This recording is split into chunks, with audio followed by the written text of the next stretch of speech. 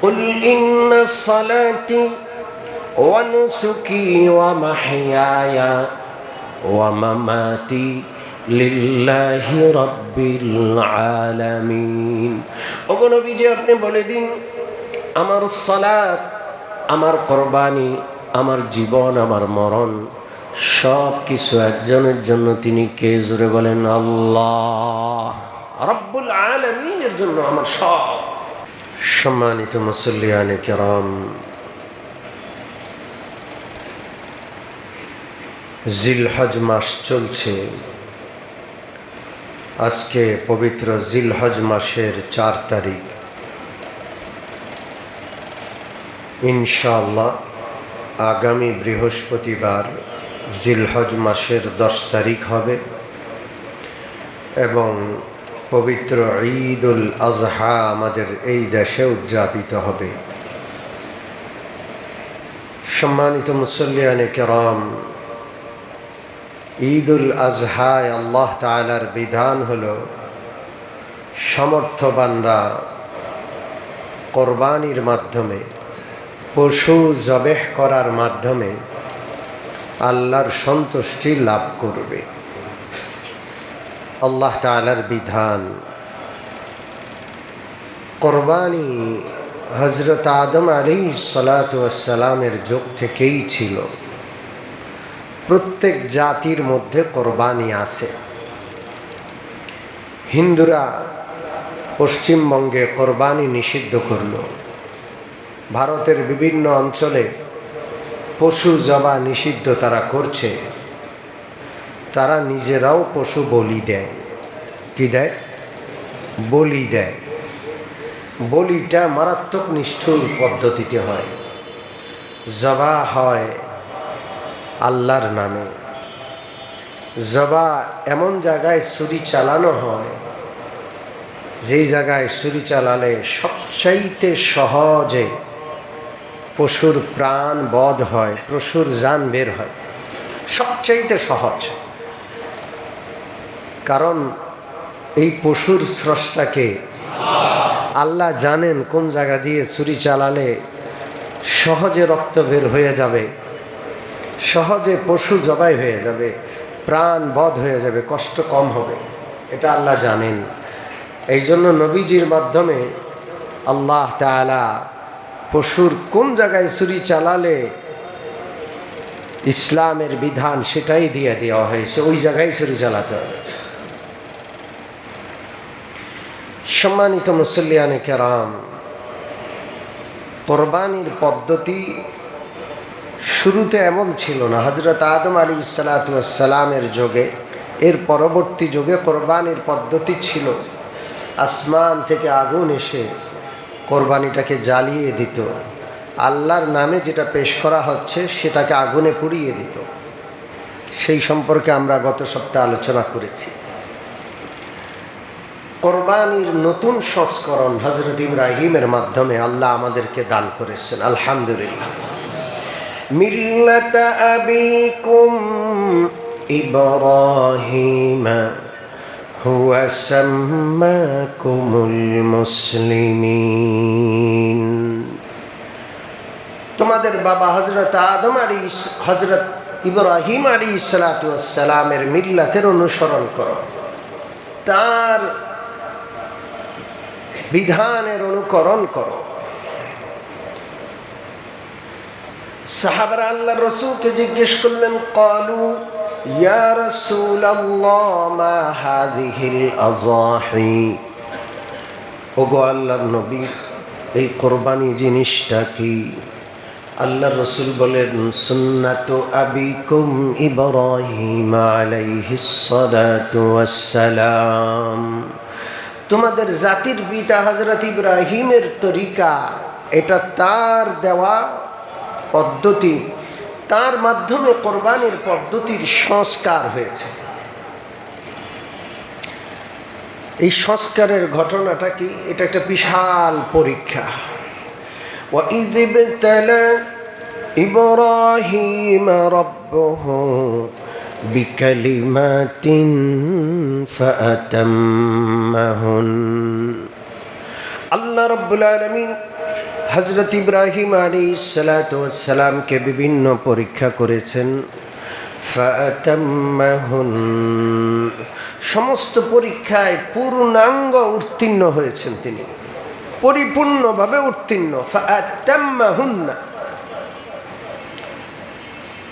আল্লাহ রাব্বুল আলামিন এই পরীক্ষাগুলোতে উত্তীর্ণ হওয়ার কারণে কিয়ামত পর্যন্ত মানবতার পিতা, জাতির পিতা হযরত ইব্রাহিমকে বানিয়ে দিলেন। সুবহানাল্লাহ।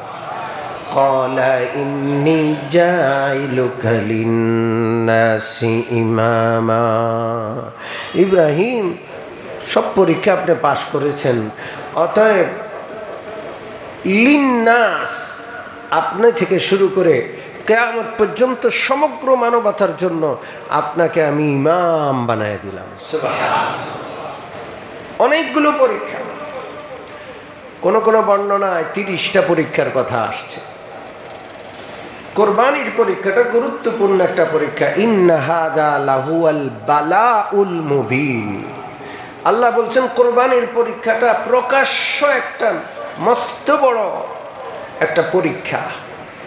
সে পরীক্ষাটা কি ছিল? হযরত ইব্রাহিম নিঃসন্তান ছিলেন। সন্তান চেয়ে চেয়ে আল্লাহর কাছে দোয়া করেন। দোয়া করতে করতে করতে যৌবন শেষ হয়ে বার্ধক্যে উপনীত। রব্বি হাবলি মিনাস সালিহিন, আল্লাহ গো আমাকে সুসন্তান দান করেন। রব্বি লা তাযারনি ফারদান ওয়া আনতা খায়রুল ওয়ারিসিন। আল্লাহ আমাকে একা একা ছেড়েন না, আমার নাম রাখতে পারে পরবর্তীতে এমন সন্তান আমাকে দান করেন। আল্লাহ রাব্বুল আলামিন সারা জীবন দোয়া করিয়ে শেষ বয়সে হযরত ইব্রাহিমের দোয়া কবুল করলেন। ফাবাশশারনাহু বিগুলামিন হালিম। হযরত ইব্রাহিমকে আল্লাহ তাআলা একটা সন্তানের সুসংবাদ দিলেন। সুসংবাদ দেওয়ার আজব পদ্ধতি ছিল। আল্লাহ তাআলা আজব একটা পদ্ধতিতে সুসংবাদ দিলেন। সন্তান আল্লাহ দিলেন। এখন নবজাতক সন্তান হযরত ইসমাঈল হযরত হাজেরার কোলে। পরীক্ষা শুরু হয়ে গেছে। সন্তানের প্রতি প্রচণ্ড মায়া, সারা জীবনের দোয়ার ফল ইসমাঈল। হযরত ইব্রাহিম ইসমাঈলকে না দেখে থাকতে পারেন না। আল্লাহ রাব্বুল আলামিন যেহেতু নবী ইব্রাহিমকে খলিলুল্লাহ বানিয়েছেন, অন্য কারো মহাব্বত আল্লাহ রাব্বুল আলামিন বরদাস্ত করছেন না। আল্লাহ চান বান্দার সবচেয়ে বেশি মহাব্বত, বান্দার অন্তরের সবচেয়ে বেশি ভালোবাসা যেন কার জন্য হয়। এই জন্য মাঝে মাঝে আল্লাহ প্রিয় জিনিসটা কেড়ে নেন। প্রিয় জিনিসটা কি নেন? কেড়ে নেন। আমার একজন খুব প্রিয় ওস্তাদ দারুল উলুম দেওবন্দের মুফতি সাঈদ আহমদ পালনপুরি রহমতুল্লাহ আলাইহি,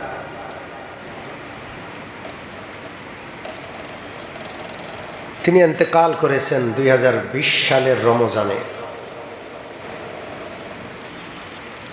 তার একটা কন্যা ছিল, অনেক সন্তান, তার অনেক অনেক সন্তান, 14-15টা বাচ্চা। এর মধ্যে একটা কন্যা সন্তান এমন ছিল, বাবাদেরকে মেয়েরা বুঝে। ঠিক কি ঠিক না? আমাদের প্রফেসর হামিদুর রহমান সাহেব রহমতুল্লাহ আলাইহি বলতেন, যেই বাবার মেয়ে নাই সে বাবা পিতৃত্বের স্বাদ পূর্ণ অনুভব করতে পারেই নাই। হযরত সাঈদ আহমদ পালনপুরীর একটা মেয়ে সন্তান ছিল, আর মেয়েটাও ছিল আজব। অনেকগুলো তো সন্তান আছে, কিন্তু এই মেয়েটা একটু ভিন্ন। এমনভাবে বাবাকে মায়া করতেন, মহাব্বত করত, এমনভাবে বাবাকে মাথায় রাখত যেটা ভাষায় প্রকাশ করার মতো না। সে যেন বাবার দিলের ভাষাটা বুঝে। হুট করে মেয়েটা মারা গেল। তো হযরত আমাদেরকে শুনাইতেন, মেয়েটা মারা যাওয়ার পর হযরতের এই জায়গায় ব্যথা করত, ঠিক কলবে। তিনি চিন্তা করতেন যে আমি তো বাঁচব না, এই মেয়ে ছাড়া আমি কি করব না, ও গেছে আমিও যাব। হঠাৎ করে তার দিলে, তার অন্তরে আল্লাহ এই কথা জাগ্রত করে দিলেন যে যেটা সবচেয়ে প্রিয় সেটাকে আল্লাহ নিয়ে নেন, যেন আল্লাহই সবচেয়ে প্রিয় থাকেন বান্দার। আপনি যেটাকে সবচেয়ে বেশি ভালোবাসেন সবসময় মনে রাখবেন ওইটা হাতছাড়া হতে পারে, আল্লাহ আপনার ওইটা হয়তো নিয়ে যাবেন। কারণ আল্লাহ পছন্দ করেন না বান্দা অন্য কোনো কিছুর প্রতি অন্তর লাগাক, দিল লাগায়, মহাব্বত লাগায়, এটা আল্লাহ পছন্দ করেন না। এই জন্য সবসময় সিদ্ধান্ত নেবেন প্রতিদিন যে আমি সবচেয়ে বেশি ভালোবাসবো কাকে। তো হযরত একটা কথা চিন্তা করলেন যে আমি তো সবচেয়ে বেশি ভালোবাসার কথা ছিল কাকে, আমি এই মেয়েটাকে কেন ভালোবাসলাম, এটা তো আল্লাহর দেওয়া, আল্লাহ আবার নিয়ে গেছে। আল্লাহ আমাকে সতর্ক করেছেন, অতএব এখন থেকে আমি আর পৃথিবীর কোনো জিনিসের সাথে আমার মন লাগাবো না। আমার মন তো একমাত্র কার সাথে থাকবে, আল্লাহর সাথে। আপনার যত বড় লস হোক, যত বড় ক্ষতিগ্রস্ত হন, আপনি একটু আল্লাহর মহব্বতে কাঁদেন, দেখবেন দুনিয়ার সব কিছু দিল থেকে চলে যাবে, সমস্ত দুঃখ বেদনা আপনি ভুলে যাবেন। দেখেন আপনি 2 নম্বর হযরত বললেন, আমি দ্বিতীয় চিন্তা করলাম যে আমার মেয়েটা আমার কাছে থাকলে যতটা আমি ভালো রাখতে পারতাম, আমার এই মেয়েটা নাবালিকা, সে এখন কার কাছে? জোরে বলেন। মুসলমানদের নাবালেক সন্তানদের আল্লাহ তাআলা নিজের কাছে রাখেন।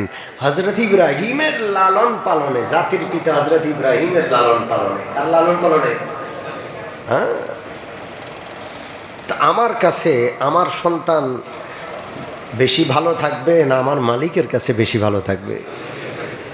হযরত ছেড়ে দিলেন, যা আল্লাহর কাছে তুমি ভালো থাকো। এরপর হযরত সুস্থ হয়ে গেলেন,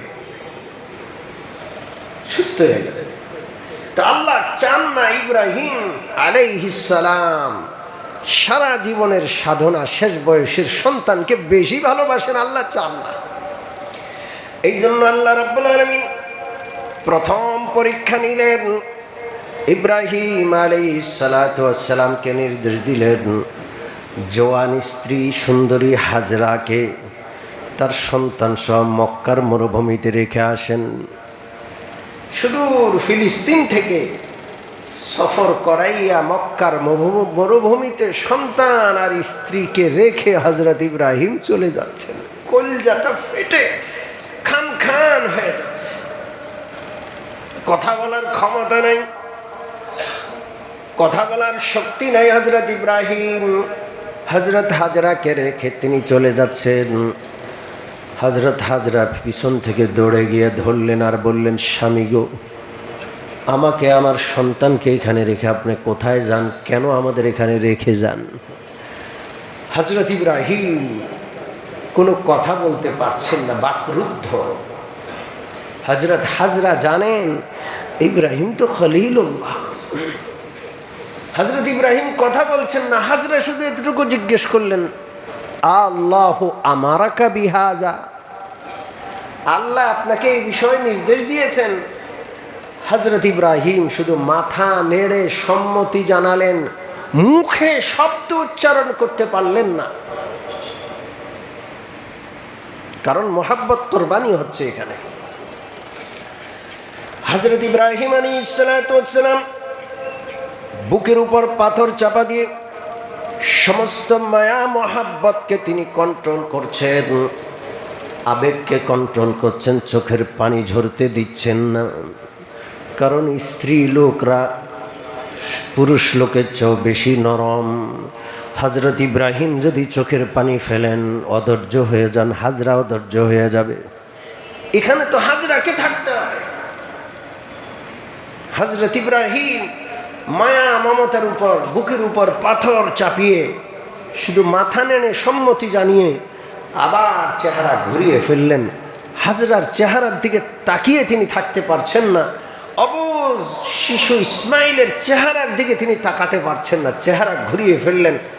তিনি চলা শুরু করলেন, চোখের পানি টপ টপ করে পড়ছে, হাজরা দেখে নাই। পাহাড়ের আড়ালে গেলেন, হযরত ইব্রাহিম আল্লাহ রাব্বুল আলামিনের জন্য সমস্ত ভালোবাসা মহব্বত নিবেদন করলেন।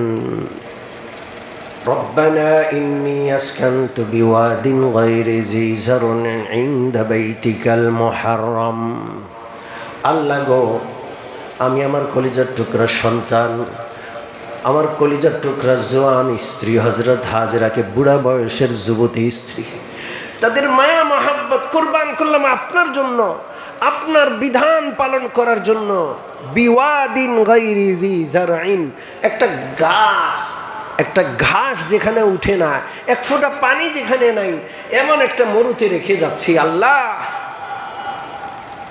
ইনদা বাইতিকাল মুহাররম, আপনি আমাকে বলেছেন এখানে নাকি হারাম শরীফ আছে, এখানে নাকি কাবা শরীফ আছে, এখন তো নাই, আমি রেখে গেলাম, আল্লাহ আপনি হেফাজত করবেন। তিনি লুকিয়ে লুকিয়ে কাঁদলেন। কার কাছে কাঁদলেন? জোরে বলেন। প্রথম পরীক্ষা, কি আজব পরীক্ষা! এই জন্য আমাদের জীবনটা শুধুমাত্র কার জন্য? আমরা সন্তানকে ভালোবাসবো কার জন্য? স্ত্রীকে ভালোবাসবো কার জন্য? পরিবার পরিজনকে মহাব্বত করব কার জন্য? আল্লাহর জন্য। কুল ইন্না সালাতি ওয়া নুসুকি ওয়া মাহইয়ায়া ওয়া মামাতি লিল্লাহি রাব্বিল আলামিন। ওগো নবীজি, আপনি বলে দিন, আমার সালাত, আমার কুরবানি, আমার জীবন, আমার মরণ সব কিছু একজনের জন্য। তিনি কে? জোরে বলেন। আল্লাহ রাব্বুল আলামিনের জন্য আমার সব। প্রথম পরীক্ষা, হযরত ইব্রাহিম সন্তান এবং বিবিকে রেখে চলে আসলেন, কিচ্ছু নাই। আল্লাহর জন্য বান্দা কোনো কিছু করলে আল্লাহ কি বান্দাকে ব্যর্থ করেন, নিরাশ আর হতাশ করেন? হযরত ইব্রাহিমের পরিবারকে হেফাজত করেছেন কে? মরুর বুকে পানির ফোয়ারা, জমজমের ব্যবস্থা কে করলেন? হযরত ইব্রাহিমের উপর নির্দেশ আসলো, যাও। হযরত ইব্রাহিম আসলেন। আবার আল্লাহর হুকুম ছাড়া মক্কায় আসা যায় না। হযরত ইসমাইলের এখন 7 বছর, কোন কোন বর্ণনায় 8 বছর, কোন কোন বর্ণনায় হযরত ইসমাইলের 13 বছর।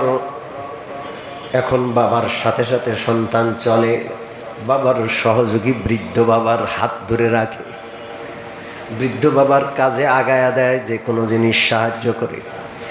এই বয়সের সন্তান বাবার অনেক আদরের, অনেক মায়ার। আল্লাহ তাআলা এখন নতুন পরীক্ষা আল্লাহ নিচ্ছেন। হযরত ইব্রাহিমের মনটা যেন সন্তানের দিকে না ঝুঁকে, মনে যেন একজনের জায়গা থাকে। তিনি কে? হযরত ইব্রাহিম স্বপ্নে দেখলেন সন্তান জবাই করেন। নবীদের স্বপ্ন সত্য হয়, আমাদের স্বপ্ন সত্য হতে পারে, মিথ্যাও হতে পারে, আল্লাহর পক্ষ থেকেও হতে পারে, শয়তানের পক্ষ থেকেও হতে পারে। নবীদের উপর শয়তান প্রভাব বিস্তার করতে পারে না। নবীদেরকে হেফাজত করেন কে? জাগ্রত অবস্থায়ও নবীগণ আল্লাহর হেফাজতে, ঘুমন্ত অবস্থায়ও নবীগণ কার হেফাজতে? আল্লাহর হেফাজতে। শয়তান ঘুমন্ত নবীর উপরও প্রভাব বিস্তার করতে পারে না। এই জন্য নবীরা স্বপ্নে যা দেখেন তা ওয়াহী। আল্লাহর হাবিব মুহাম্মদুর রাসূলুল্লাহ সাল্লাল্লাহু আলাইহি ওয়াসাল্লাম নবুয়ত পাওয়ার পর প্রথম 6 মাস স্বপ্ন যোগে ওয়াহী লাভ করেন। কি যোগে? জোরে বলেন। এই জন্য স্বপ্নকে নবুয়তের 46 ভাগের 1 ভাগ বলা হয়। কারণ নবুয়তি জিন্দেগি হলো 23 বছর। কয় বছর? জোরে বলেন। 13 বছর মক্কায়, 10 বছর মদিনায়। আল্লাহ রসুলের নবুয়তি জিন্দেগি কয় বছর? 23 বছর। 23 বছরে কয়টা 6 মাস? 1 বছরে কয়টা 6 মাস? জোরে বলেন। তো 23 বছরে 46টা 6 মাস, 46টা 6 মাস। তো প্রথম 6 মাস আল্লাহ রসুলের কাছে স্বপ্নের মাধ্যমে ওয়াহী আসে। কিসের মাধ্যমে? এই জন্য বলা হয় নবুয়তের 46 ভাগের 1 ভাগ হলো স্বপ্ন। হযরত ইব্রাহিম স্বপ্নে দেখলেন সন্তান জবাই করতেছেন, আর আল্লাহর পক্ষে বলা হচ্ছে, আল্লাহর পক্ষ থেকে তোমার প্রিয় জিনিসটা জবাই করো। আল্লাহ নবী ইব্রাহিম আলাইহিস সালাতু ওয়াস সালাম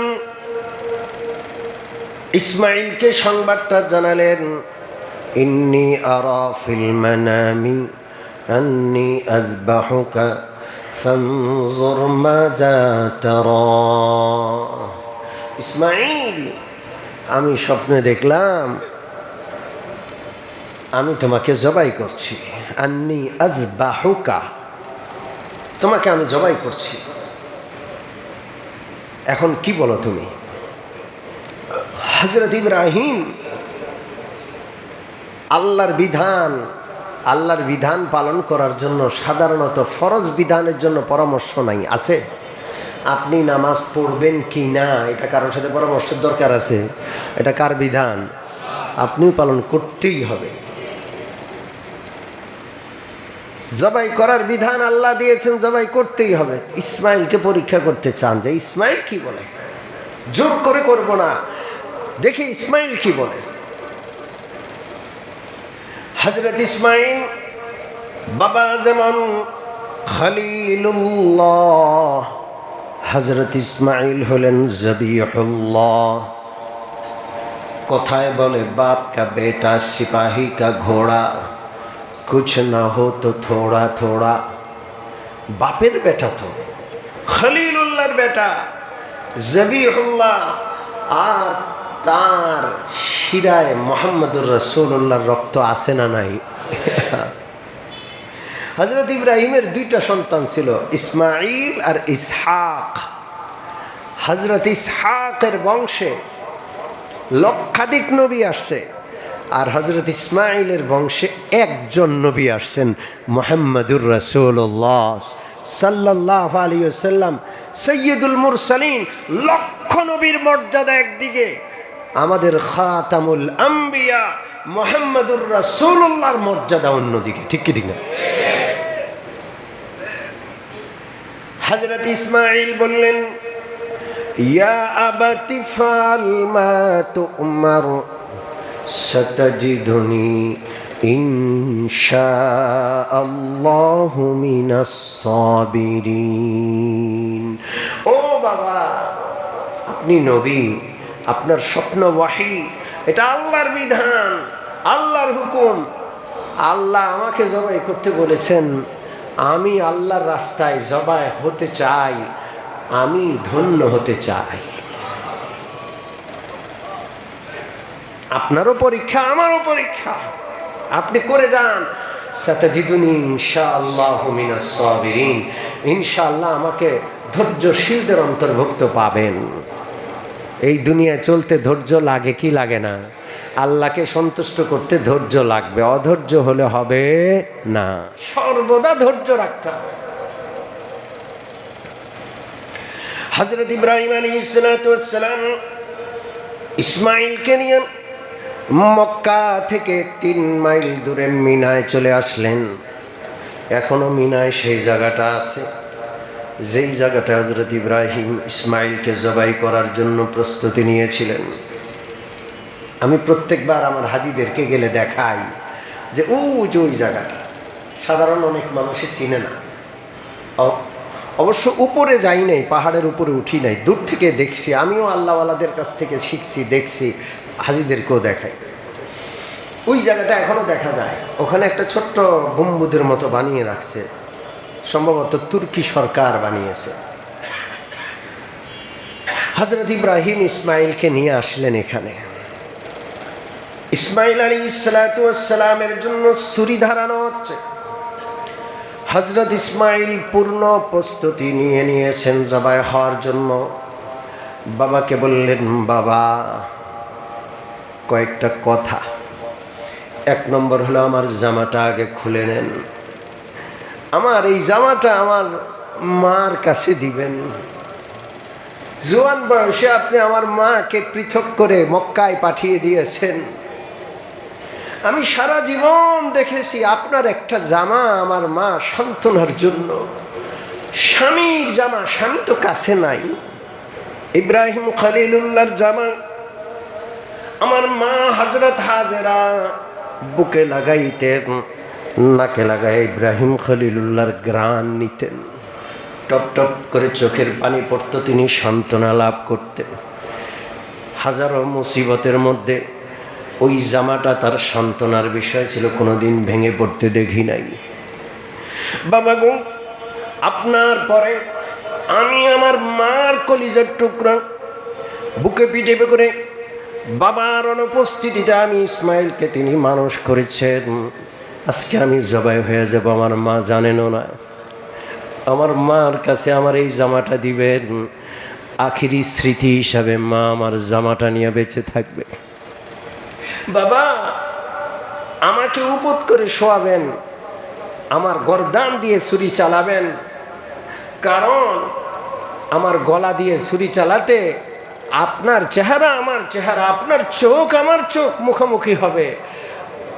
আমি সন্তান বাবাকে আমাকে জবাই করতে দেখব, আর বাবা আমি সন্তানের গলায় ছুরি চালাবে, এটা দেখে সইতে পারবো না। না আমি না আপনি, আমাকে উপত করে শোয়াবেন। বাবা গো, আপনি চোখটা বেঁধে দিবেন, আল্লাহর হুকুম পালন করতে যেন আপনার মায়া মমতা মহাব্বত বাধা হয়ে না দাঁড়ায়।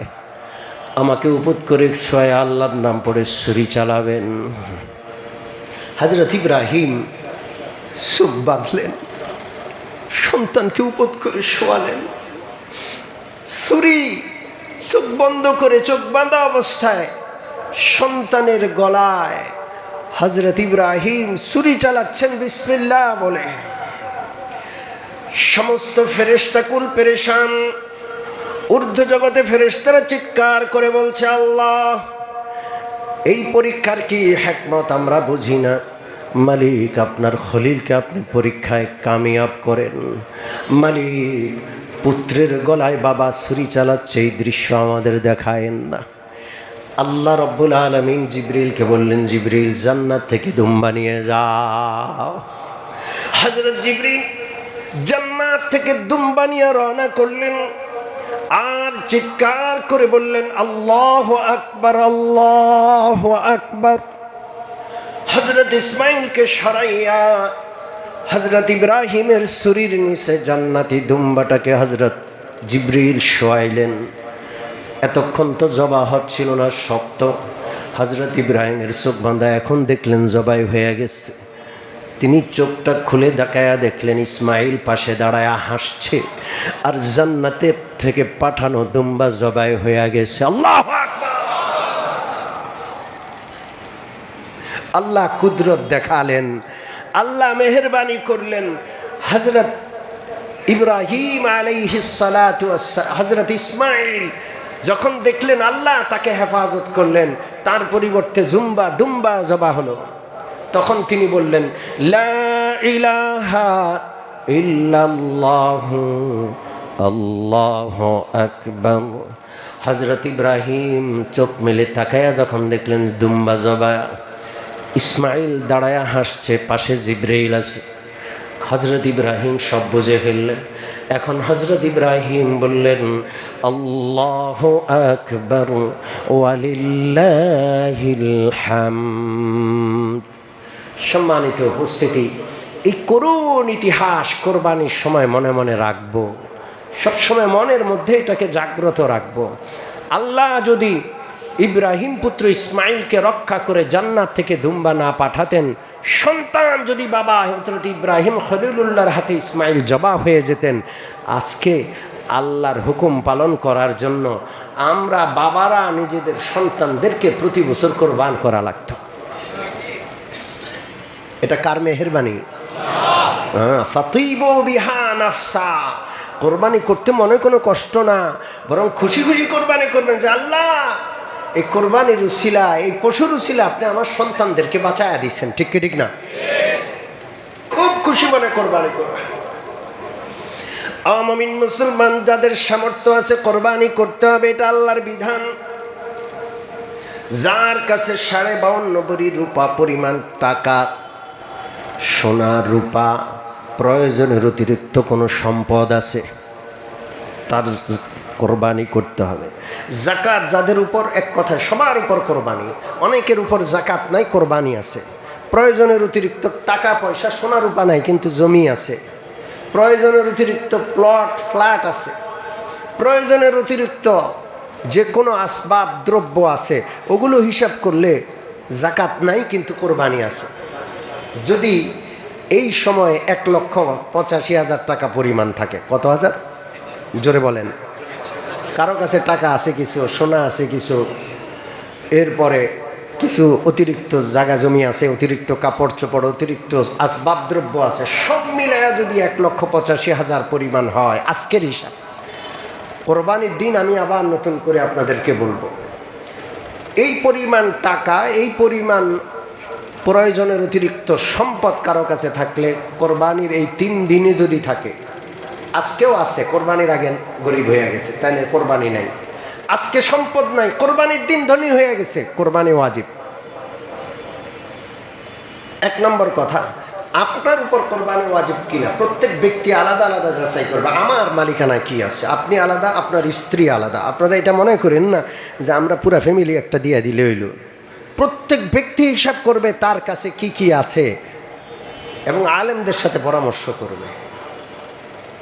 সম্মানিত মুসল্লিয়ানে করম, 1 নম্বর কথা। 2 নম্বর কথা হলো কোরবানির চামড়ার মাসলা। কোরবানির চামড়া আপনি নিজে ব্যবহার করতে পারেন। গোশত যেমন খেয়ে ফেললেন, চামড়ার উপর থেকে পশম ছাড়াই আপনি খেয়ে ফেলতে পারেন, চামড়া রান্না করা যায়। কিন্তু যখন আপনি চামড়া বেচবেন, বেচার সাথে সাথে আপনার মালিকানা থেকে এটা বের হয়ে গেছে, এটা গরিবের হক। আপনি সরাসরি চামড়া দিয়ে দেন গরিবকে, সরাসরি চামড়ার অর্থ দিতে হবে। চামড়া যেই টাকা দিয়ে চামড়া বিক্রি করলে টাকাটা হুবহু দেওয়া জরুরি। চামড়া বিক্রি করা মাকরুহ। উত্তম হইল কোনো রকমের টাকার লেনদেন নয়, চামড়াটা দিয়ে দেন। চামড়াটা কোথায় দিবেন? কোথায় দিবেন? মাদ্রাসার লিল্লা ফান্ডে দিবেন। রাজি আছেন ইনশাল্লাহ? ডবল সওয়াব, গরিবের উপকার হইল। এবং এই গরিবরা সাধারণ গরিব না, কোরআনের শিক্ষার্থী, রাসূলুল্লাহর মেহমান, আল্লাহর ইলমে ওয়াহির শিক্ষার্থী। ওরা সবচেয়ে বেশি হকদার। আপনারা জানেন কোরবানির চামড়া নিয়ে গত 15 বছর কি কেলেঙ্কারি গেছে। দাম নাই, এরপরেও মাদ্রাসার স্বার্থে তালেবে ইলমরা কোরবানির ঈদ কোরবান করে। বাড়িতে যায় না, তাদের মা বাবা আছে, অনেক তালেবে ইলম ধনী, বাড়িতে কোরবানি হচ্ছে, তারা তাদের মা বাবার সাথে ঈদ করা, তাদের নিজেদের কোরবানি কোরবান করে মাদ্রাসার স্বার্থে তারা রয়ে যায়। এই জন্য তালেবে ইলমদেরকে হাসি মুখে ঈদের দিন মহাব্বতের সাথে তাদের সাথে কথা বলবেন, চামড়াটা পৌঁছায়া দিবেন পারলে। মাদ্রাসা, যে মাদ্রাসা আপনার কাছে, সে মাদ্রাসা চামড়াটা পৌঁছায় দেন। এখানে এই মসজিদ থেকে আমরা ঘোষণা করব, আমাদের মসজিদ সংলগ্ন নবগঞ্জ মাদ্রাসা, বড় মসজিদ সংলগ্ন, এই মাদ্রাসার হক সবচেয়ে এই নবগঞ্জবাসীর উপর বেশি। আপনারা মাদ্রাসাকে ভুলে যাবেন না, চামড়াটা সরাসরি মাদ্রাসায় পৌঁছায় দিবেন। রাজি আছি ইনশাআল্লাহ?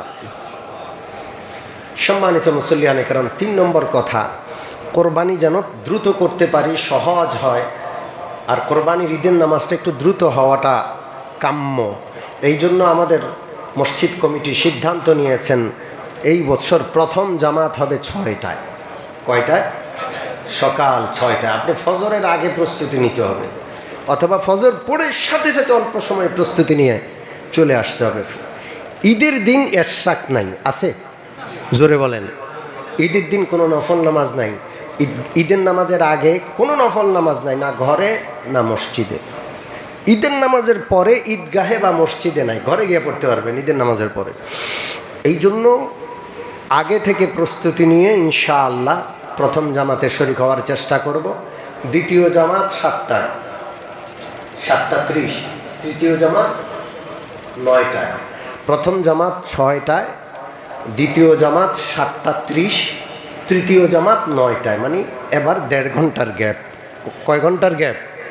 এই জন্য যারা প্রথম জামাতে শরীক হতে চাই তারা আগে আগে প্রস্তুতি নিয়ে চলে আসব। আল্লাহ তাআলা আমাদের সকলকে কবুল করেন। আল্লাহ যেন আমাদেরকে যাদের উপর কোরবানি ওয়াজিব আল্লাহর সন্তুষ্টির জন্য একমাত্র কোরবানি করার তৌফিক দান করেন। আমিন। ওয়া আখিরু দাওয়ানা আনিল হামদুলিল্লাহি রাব্বিল